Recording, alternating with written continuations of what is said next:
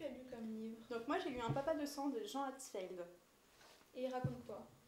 Donc ça parle du génocide du Rwanda, donc du point de vue des enfants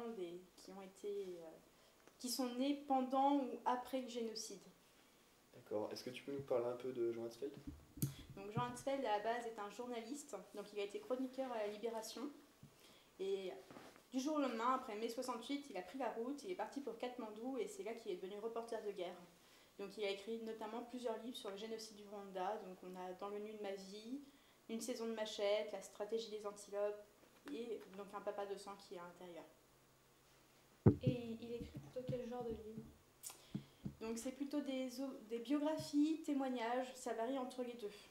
Donc il y a un aspect très intéressant dans Un papa de sang, c'est qu'il monte son univers en même temps qu'il met les témoignages. Ça veut dire qu'on avance dans la ville, par exemple dans le marché, hop, il va rencontrer tel personnage. Puis on s'en va vers le port et il y a un autre personnage qui se présente. C'est très intéressant. D'accord, du coup on est sur de la fiction ou c'est basé sur des témoignages réels? C'est des témoignages réels. Les enfants existent, ils ont souvent des souvenirs de ce qui a pu être au génocide à cette époque-là, ou en tout cas les souvenirs que les parents leur ont dit. Et le livre, il se passe dans quel cadre?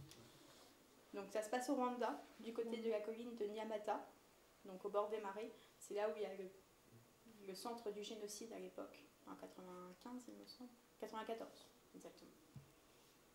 Et tu penses que ce point de vue des enfants, il apporte quelque chose de nouveau sur ce problème-là du génocide? Oui et non. On peut voir qu'il n'y a pas beaucoup d'avancées de fait du côté du racisme. Les ethnies sont toujours bien marquées. Ils essayent de se mélanger, c'est pas facile parce que l'ancienne génération est toujours là avec, comment dire, ils sont vraiment très bornés encore. Donc il arrive que des jeunes enfants se retrouvent reniés parce qu'ils tombent amoureux de l'ethnie d'autres ethnies.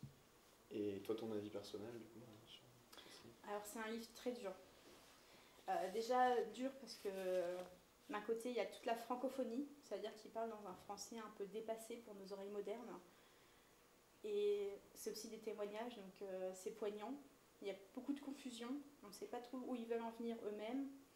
Donc ils ne savent pas leur avenir, ils ne connaissent pas leur passé non plus, c'est très vague. Et voilà, c'est toute une confusion de témoignages qui s'entremêlent, de destins. On a les parents, les enfants, mais il y a un fossé qui se crée au fur et à mesure du livre. Et à qui tu conseillerais ce livre? Alors plutôt à des adultes. Je ne suis pas sûre que des jeunes adolescents puissent comprendre tout ce qui peut être fait par rapport au génocide du Rwanda et les termes politiques qu'il puisse y avoir.